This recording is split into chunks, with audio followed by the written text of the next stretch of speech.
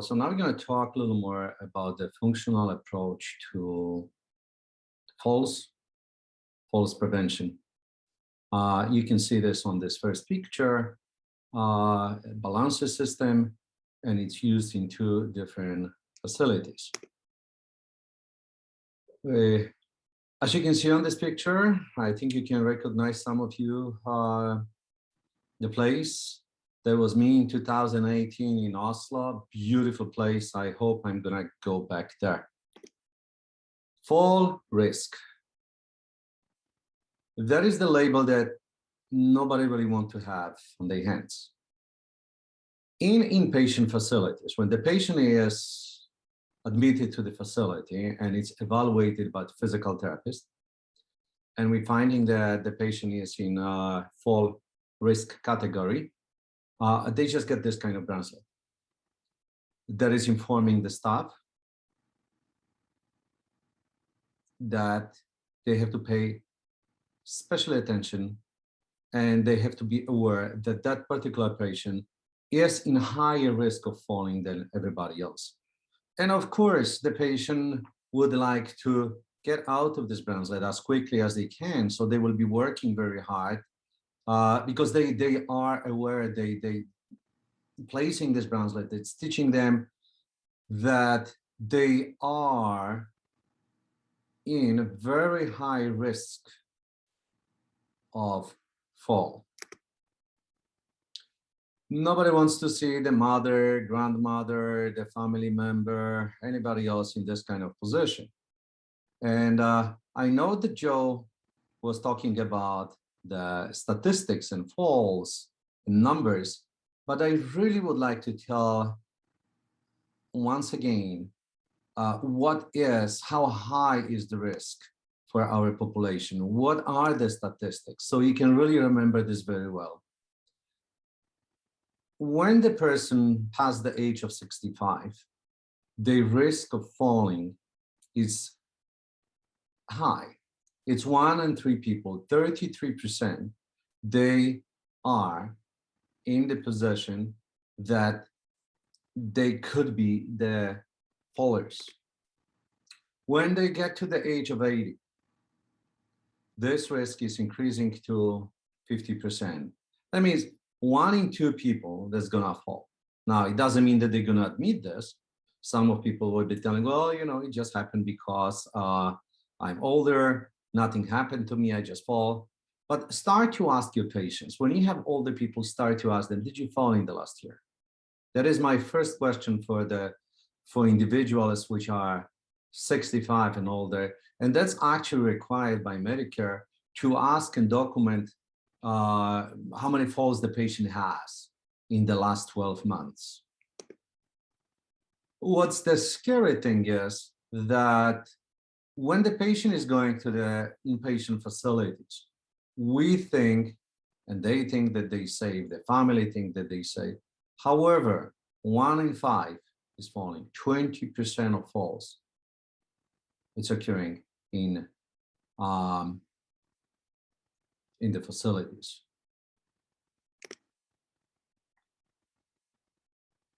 After this, the second fall can happen. 50% of people will fall the second time in 1 year. Why?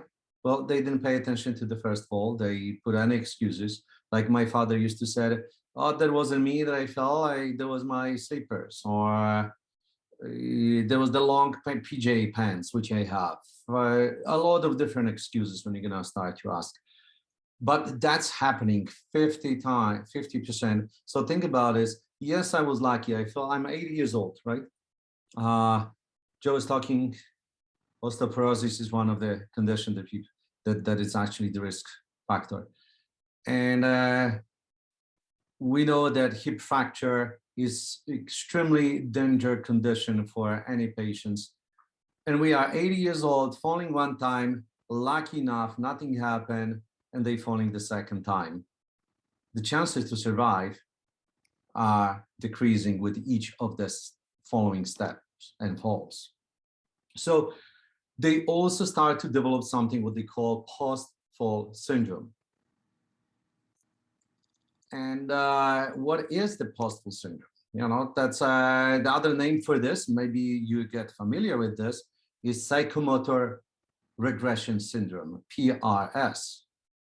Definition of this is the compression of the systems and mechanism implicated in posture and walking automatism. That's an old definition, 2009. I think it's not really explaining everything. I prefer this one. That post-fall syndrome is severe complication of falls in older adults. It is considered to be medical emergency in geriatric patients, given the risk of decompensatory domino effect and mortality. That definition, I think, describes this very, very well. It's telling that this is a very severe condition. We know that it's actually in geriatric population, majority. And we also learning from this about the domino effect, mortality, about severity of the problem. Severity of the problem of fall, I think, described the best this picture. What we see really with the falls is just the tip of this iceberg. We don't see what happened underwater. We don't see what's going to happen later on. Some of the patients can go very easy. They're going to get up and they're just going to continue walking. They're going to continue live. But the others will be declining. They will be, their functional status will be decreasing.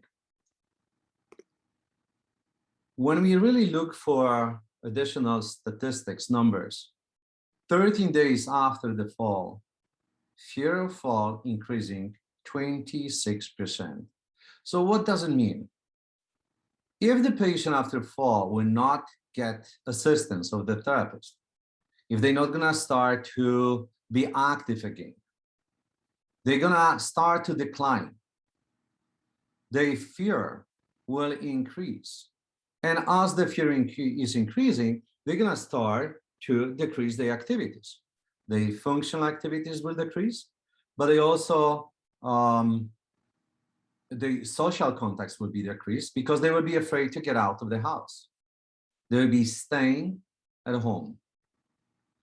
Now, in 2082 and 1982 and 2000, some researchers claims that 35 to 56% of the senior population in the United States were affected by the post-fall syndrome. There is a very high statistics. Think about it, 56%. The low is 35, so it's 1/3 or every second person. One more studies should be done. We are more clinicians than scientists, so we know to doing these things. But I think if anybody would like to work on this subject, learn more, that would be a great thing for all of us. And how we diagnose post-fall syndrome? That is a very important question. And the answer is we really don't have the good diagnostic systems for now. Right now, balance efficacy scale is one first element. The second element is question from what is your fear of falling on the scale from 0 to 10, with the 10 being the highest fear of fall. And that is the question which actually I ask first my patient, are you afraid of falling? And then we follow with the next steps. And the observation of the behavior and the posture of the person. That is another thing which is very important. Think about it is that in the States, they're saying 13 million, 36%. As I told you before, up to 56% is claimed that they have the post-fall syndrome. Now, the next question which is raised is, can the patient who did not fall develop post-fall syndrome? Or can the person who basically is not our patient, maybe that's wife, husband, maybe there is a neighbor of the patient that we see. So basically the question is, can the person who is not even our patient, should this person become our patient because they're not even aware that they are afraid of fall. And most of the time, that's how it is. But why wife, husband, neighbor will develop this fear of fall or post-fall syndrome? It's very simple. When they observe everybody else who is living around them, and one of this person has to give up living in home, and now they have to move to assisted living facility. When they see that, example of this I have 2 weeks ago, Mary came to me with telling me that she is afraid now that when she will fall, she will be not able to take care about her husband. That means that both of them gonna go to assisted living facilities. They cannot live anymore as a dweller. That means living independent at home. So just being present, being in the risk group, which is the older individuals, seniors, and living or saying in your own group, in your own circle, people which are falling, and the consequences of fall, which are actually decreasing the status of the person, will influence the person to the level that they will be feeling that themselves, they have this post-fall syndrome, and they should actually become our patient, just to teach them, the first thing, to test them, to tell, are they in the risk of falling, and to build their confidence. All right, so we're talking that we can observe the patient who is coming, that we can see that any posture changes can show us if that particular person is trying to walk very careful. Are they really position themselves as a person who will have difficulties with reaching for different objects in the kitchen, for instance? Are they going to have difficulties with recovery from losing the balance? Joe was talking about the posture. He was talking about the numbers, about the particular changes in the joints. I'm going to repeat just to describe you this person. There will be elevated shoulders. There will be head forwarded. There will be increased thoracic kyphosis. The gravity center will be kept backward. So they're just going to have the pelvic actually going back and leaning backward. They will be more walking on their heels. And Joel explained why. Now they're going to have tendency to fall backward.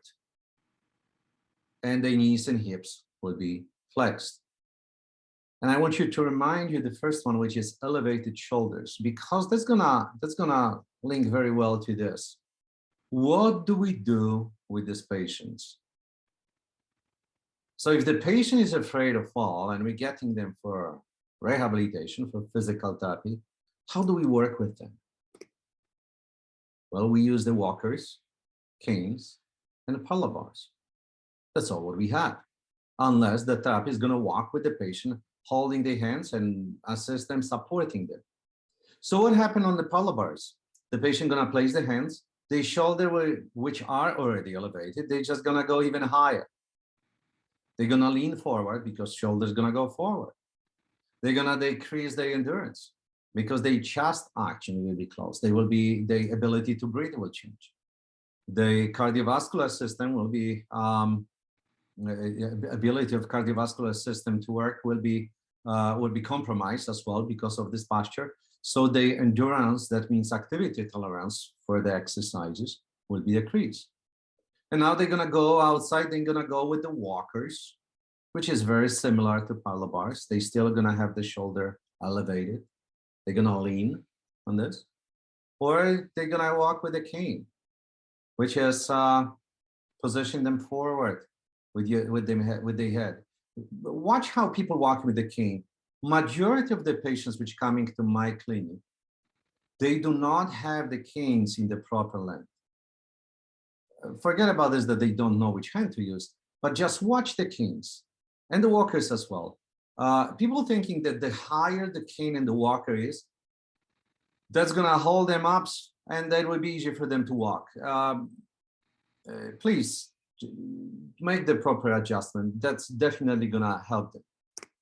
So here is my own experience, how quickly the post-fall syndrome can decrease the functional status of the patient. Look at this individual. So he's 83 years old, okay? very active gentleman. Look, he's standing on the, as you can see, he's standing on the roller, okay? It's like 6 inches roller, which is about 15 centimeters. So his balance is really very good, you will say. Now, he used to walk at that time about 8 to 12,000 steps per day. And he was in my facility on Thursday. We did additional tests because my patients are asked to come back every year for the screening. Yes, we're performing evaluation every year. For my patients, they know they come, we run the test, we're finding if they are at risk of falling, what is their functional status, and we can suggest them to go for therapy or just do some exercises at home, or just that's building their confidence that they know that they can be, they don't have to be afraid of fall, something that they can prevent. So that particular gentleman, we did the test sit to stand, and he performed in 30 seconds from the regular chair, cross hands. He was able to perform 18 times. This is a very good score. We did the other test, which is tag, which means stand up and go for 3 meters, turn around and come back. He did this in 9.6 seconds. It's also a very good score. We expecting 12 seconds as a borderline for fallers and non-fallers. And then we did the other test, which is a 4-square step test. 4-square step test, for the ones which don't know, yes, we place 2 sticks like this on the floor, and the person is walking, standing in this first square, making the step 1, 2, 3, 4, and then 3, 2, 1, and coming back to the same spot. No assistance, no assistive devices, stepping. It's a dynamic test for multi-directional tests. That particular patient, he performed this in 10.2 seconds. Borderline is 12 seconds, as well as the tag. So we have a healthy individual, very active. And what happened? Monday morning, this gentleman reporting to my office with the cane. So Friday, Saturday, Sunday, day number 4. What happened to him? He fell on Saturday. He stepped out in the evening. There's living in Florida, we have a lot of swimming pools. We have to have them, just the heat is very high, and we really have to have the water so we can just enjoy the summer. And so as he was making the turn, he fell, and he fell to the pool. Thanks God nothing happened, he got out of the pool, but that was actually possession human impossible syndrome. He's walking with a cane now. His fear of fall is on the level 7/10, very high. His tag decreased. Remember, that was 9.6. Now he's doing this 12.2. And a 4-square test, which was 10.2, went to 13.6 seconds. And he's using the cane. Step counts, as you can see on the hand, he actually had one of the devices which was counting his steps. That was so easy for me to see how many steps and what is the trend for him. Step counts decreased to about 2,200 to 3,000 steps in the last 3 days. And he was making 8 to 12,500. Huge decrease, huge. So what do we do? Well, the first thing, the patient was placed on the balancing system, and we were just walking without the cane. We started to put some additional objects that he has to step through, building his confidence. On the 3rd visit, that means at the end of the week, he already get back to 7,700 steps, and he was not using the cane.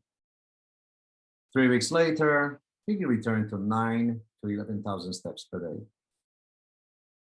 Very quick recovery.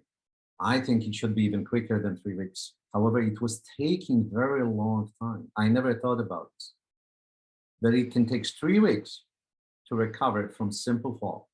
Well, he fell to the pool, so maybe not so simple.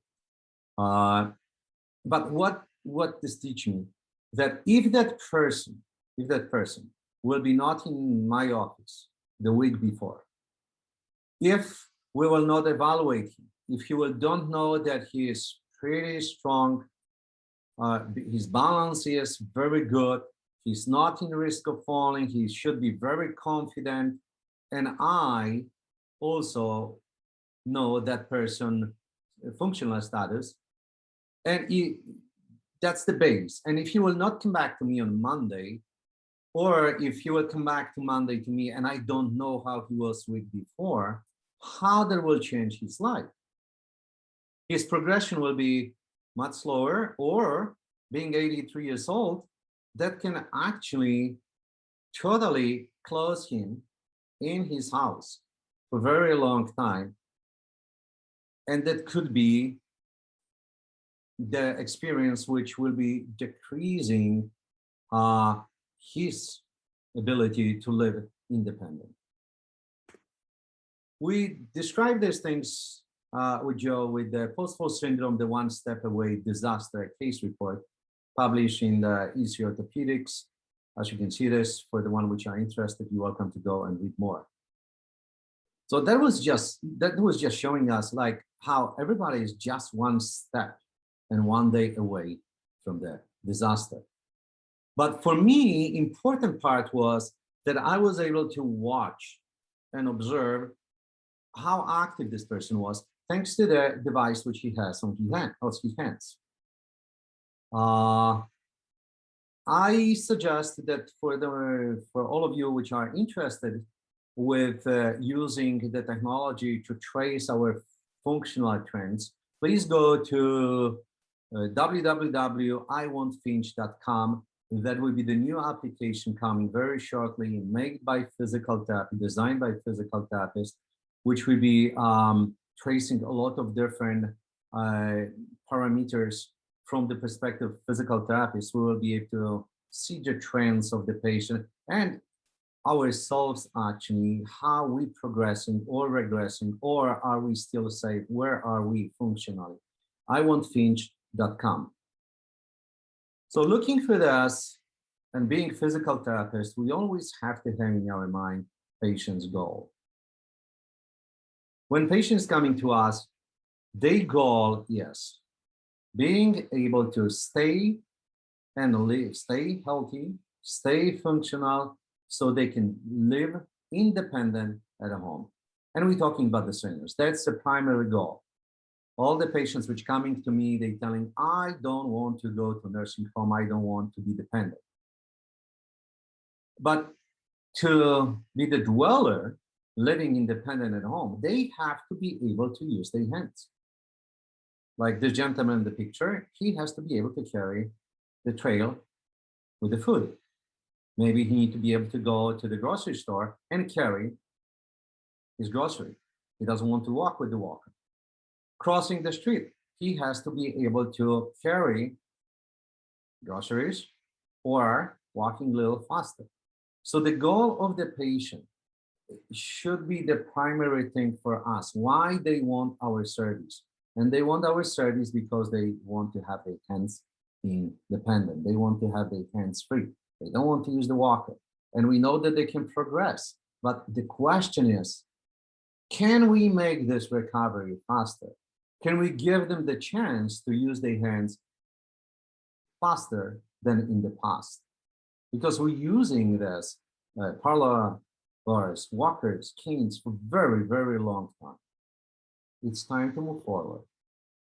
And that's why we're coming to balancer system, which is the hands-free device.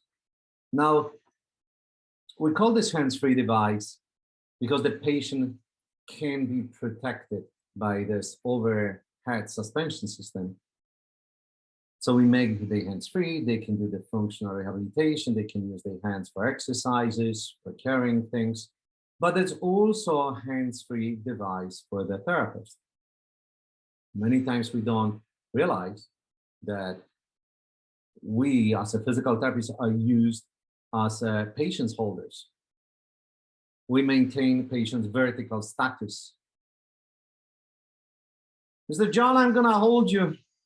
You're okay, you're not gonna fall. But this is not allowing us to use our hands. How are you gonna work with this patient, okay? if you're holding him. Now look how much work you can do if you place your hands and you mobilize, you facilitate this patient. You teach them the proper movement patterns. Now, we spend a lot of money, we spend a lot of times to learn, we have a lot of skills, we have a lot of experience. And the moment when we actually holding the patient, our status is decreased to a very low skill personally. So the balancer system freeing the hands of the patient and freeing the hands of the therapist. And what is the balancer system? As you can see of the picture, it's an overhead suspension with the railing and the ceiling, with the line which is holding the person and the harness. Now, the height can be changed. So the patient who required more assistance can be on more stiff lines. And if the therapist decided that the patient can actually get more freedom, they can actually make this line a little longer, allowing the patient to have more mobility. A balancer system reduces or eliminates patients' fear of falling. Most of the time, from my experience and from experience of Agnieszka, Dr. Agnieszka, like you were watching the movies, the fear is decreased because there is no logic explanation why I have to be afraid of fall if something is holding me. It's very similar to this when we're holding the patients as a therapist, but at the same time now, we don't have to hold the patient. Harness. Let me tell you about the harness a little more. Harness was the big issue for us. How are we going to make this? There's a couple of conditions which we have to actually face. Number one is, as a therapist, we don't have time to play with the equipment, to put the equipment on people. So I get about 15 to 20 harnesses, everything what was on the market. And I use on my patients, and we were looking for this, what's good with this harness, what do we want to eliminate, and how we can make this harness more comfortable for the patient, and also, very important thing, how we can make this harness that we can place on the patient and put it on the patient very quickly. Our harness you can put for less than 25 seconds for the patient. You have the choice that you can actually place this harness on the patient who is standing, holding the walker or collar bars. You have the choice that the patient is standing. Multiple ways how we look at this, how to design this harness. The harness is very comfortable. The team which was working with us is professional climbers, Mount Everest, Mont Blanc, people which make the equipment for professional climbers. They give us some certain suggestions, and we were very happy to hear from them. They work on the backpacks, they work on the other harnesses. They told us how to create a certain way the harness, the person will not going to get sweat very quickly with this. So we spend a lot of time. And I think our harness is really, really good. Now, let's take a look what we have. Besides freeing the patient's hands, freeing the therapist's hands, eliminating the patient equipment dependence, okay? Now, adjustable support line. Here's a very important thing. Balancer system is the equipment which you can use to support the patient as he's walking on the stairs. Changing the length of the support, allowing for the patient to change the level where they're walking, still feeling very well supported. And what is important, the therapist does not have to walk with the patients on the steps. You can be outside of the stairs. Patient can walk on their own, still feeling fully protected. And that's decreasing, the building confidence, decreasing the time which is required for the patient to gain their own skills and confidence with the walking. Okay? So Balancer system is a class 1 medical device, has the European certification CE, which is required for to be sold in Europe.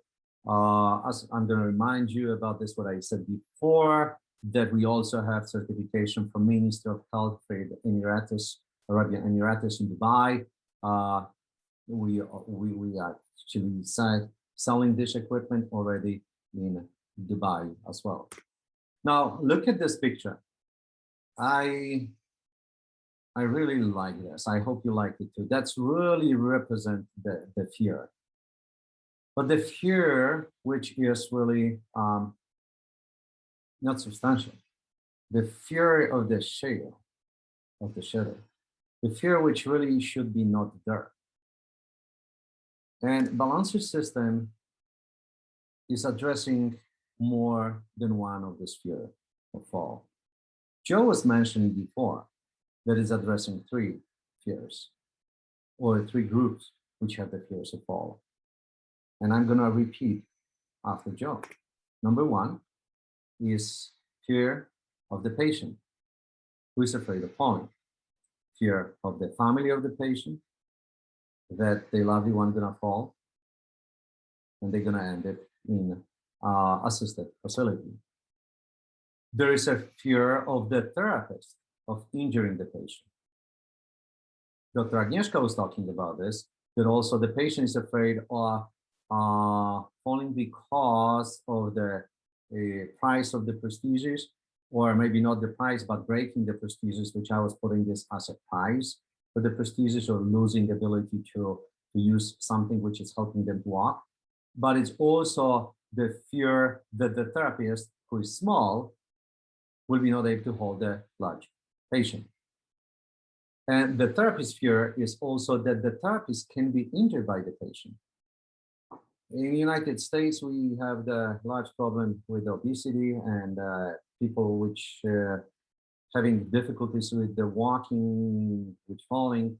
Many times they really are very heavy, and we have a very small therapist working with them. This therapist, imagine that would be going, let's say, for vacation, skiing or windsurfing next week. And now they're working with this large patient who used to fall. So what the therapist will do, first thing, would be afraid that if the patient gonna fall them, they're gonna injure the therapist. And I know that happening, maybe not very often, but it's happening too often. I don't know if you know that physical therapists are one of the groups which are injured the most in inpatient facilities, working with the patients. The other fear of the therapist is that if the patient will fall, everybody gonna look at me and they're gonna tell, I'm not gonna go to Robert for therapy. John went to him and he fell. So Robert's patient falling. This is not the label that I would like to have.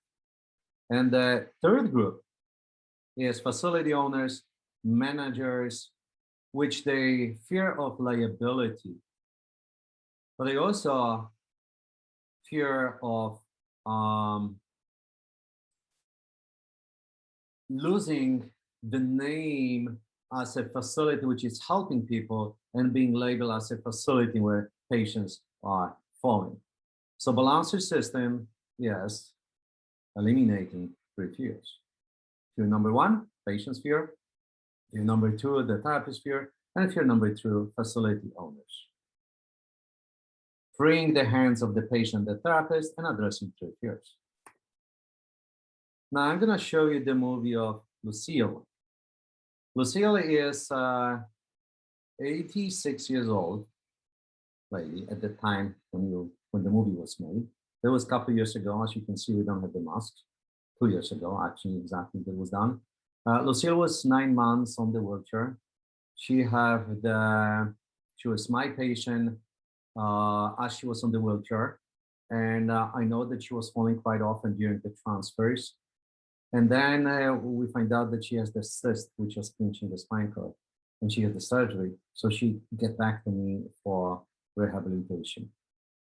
And this movie will show you how the equipment which we're using is changing her ability for recovery.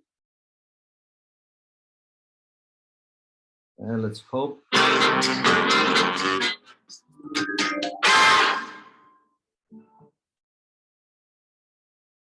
Oops, let's start again.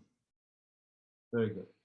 This movie is on YouTube on our channel. If you would like to actually take a look at this, you can go back on the balancer system. Chamal, and you can watch this again. So watch Lucille.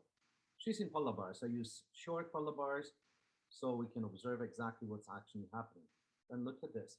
Lucille is using polar bars all the time. Her hands are grabbing this. She's not using any strategy. Look at this. No hips, no knees. Actually, yes, only hips. There's no knee strategy. There's no mixed strategies. So we change. We're trying to be smart. We change the position of polar bars, but now she's even smarter. She's using her hands on the side. And watch this, that she was standing on the balance pad all the time, which is actually a little challenging for her. And now we're using balancer system. That is changing Lucille. She doesn't have anything that she can grab. Whoops, I'm more afraid than her now, as you can see this. I work with balancer system more than 2 years, but I'm still having this old way of, oops, I have to hold the patient. Unfortunately, at this time, the patient doesn't even feel that I'm still protecting them.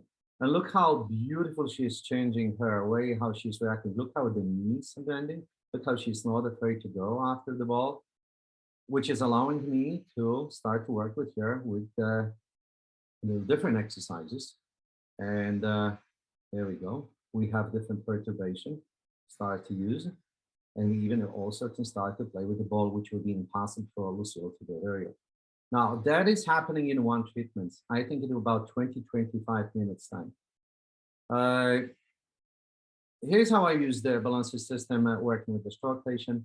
I don't need additional assistance. I don't have to be afraid that the patient will fall. You're just watching this because that was actually in the movie with Lucille, but that's okay. It's just showing you the examples how practical balancer system can be used. In this situation, I'm only using the verbal guidance for this patient. She is the patient after total hip replacement, very early stages. I spoke with the physician to get okay from them to use this. Patient is aware about this, that she requested this work very earlier, but she wants to go hiking the mountain. So, well, that's what we did. And she did very, very well. Here's another way how we can use balancer system. As you can see, Dr. Agnieszka was actually talking about this. We're using this about the gait trainer at this moment, which is treadmill, allowing us to leave the patient for a little time so they will be not afraid to walk. And I can promise you this particular person will be not walking without the balancer. She'd be afraid if I'll be not close to her. So what kind of patients can benefit from using the balancer system? Well, you were watching seniors. If you go on our webpage, there's a couple movies from the different facilities. In the middle picture, you can see the very young gentleman working with one of the therapists in the center, CMS in Warsaw. CMS in Center Medicine, Sports Medicine is the orthopedic center. They don't work with the seniors, they don't work with all the people. Majority of the patients are very young, sports people, and they love the balancer system. That's helping actually patients after ACL, after meniscus repair, after fractures of lower extremities. These patients also have the fear of fall. They're very active and they want to come back to the sports as quickly as they can.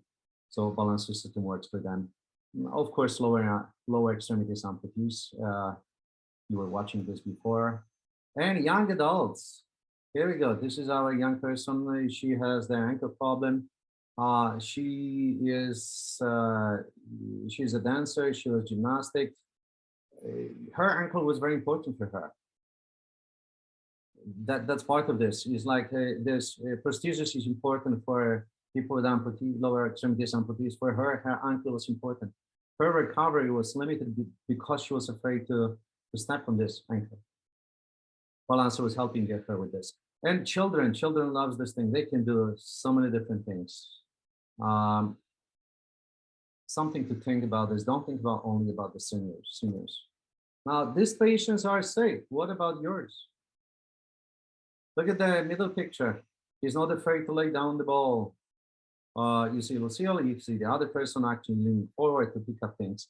And now I'm going to show you the other movie, which can help you to see what is the other way how we can use balancer system. That probably will be the music as well, and we'll have to stop for just a second to eliminate this music. It's also on our YouTube channel. First, you're going to see the patient name is Betty, and I'm teaching Betty that she doesn't have to be afraid of going down onto the floor. So first thing is she'll be just bending her knees so she can see that balancer system will hold her. The invisible hands will be holding her. Now, usually we're using different objects, allowing the patient to go slower down. And that's how getting up from the floor, we're teaching from going down. How safe the person can actually go down. On that movie, you don't see this. Usually, as I said, we put in different height elements.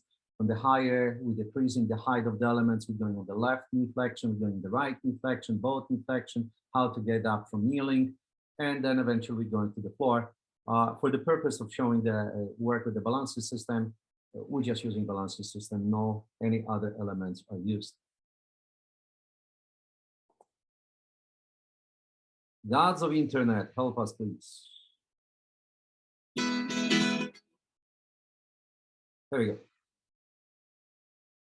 There we go, is Betty sitting. I usually tell the patient, please sit down, and they're looking where, how, and I'm saying, well, just right over here. You can see that that particular equipment can hold you. So Betty's right there in squat position. That's a good exercise for her. She has to get up. Maybe that was a little too low. And now we're going to work how to go to the floor. She already went through the process of going through the different elements. This is almost the final stages of going down without any other support. We bend the knees up, we lean forward. That would be not possible to be done without the balancer system. So Betty has to find out what is the easiest way for her. Now we challenge her. Look at her feet, they are almost close together. We didn't put any feet forward, which would be helping her. She was falling the first time, as you can see, but I can control this fall very well, so nothing can happen. And I can modify the assistance. I can only use so much assistance as she needs. All right.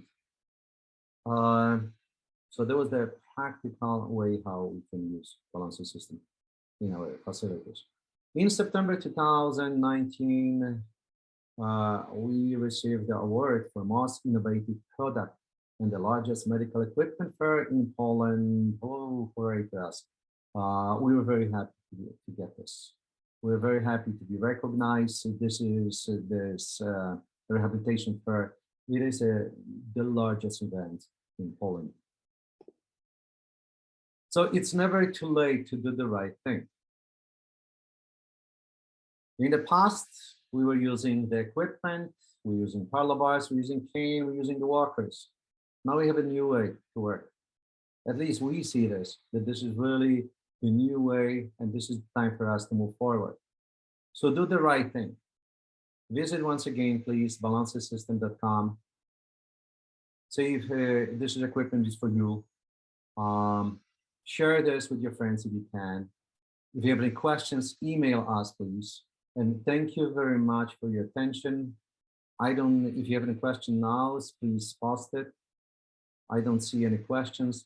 So thank you very much for being with us on Saturday. Thank you again. Sorry for these technical difficulties which we have. We're gonna send the Dr. Agnieszka lecture to you as a link so you can watch this and enjoy Saturday. And please remember, never too late to do the right thing. Thank you and have a great day.